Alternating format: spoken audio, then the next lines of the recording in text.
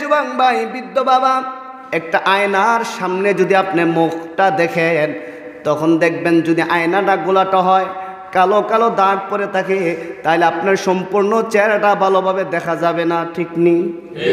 আরো জোরে কোন। আর আয়নাটা যদি পরিষ্কার হয়, আল্লাহ বলেন খাতামাল্লাহু আলা কুলুবিহিম। কুলুবিহিম মানে আয়না। জোরে বলেন আল্লাহু আকবার।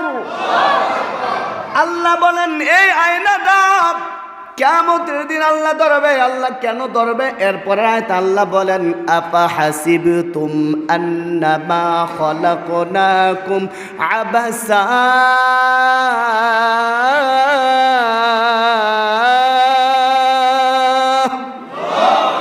আল্লাহ বলেন কেন আমি আল্লাহ ধরব?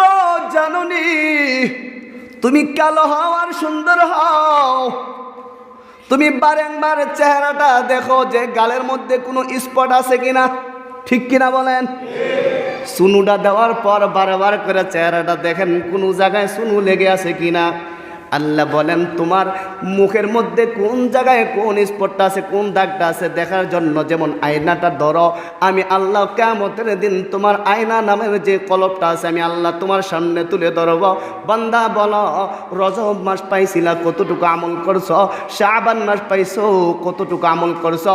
রমজান পর্যন্ত হায়াতে বৃদ্ধির কথা আমার নবী প্রত্যেকবার নামাজের পর দোয়া করেছেন, আল্লাহুম্মা বারিক লানা ফি রজব ওয়া শাবান ওয়া বাল্লিগনা রমাদান।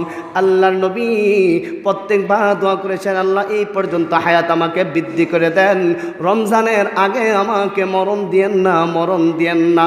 বলেন আমার নবী যেই দোয়া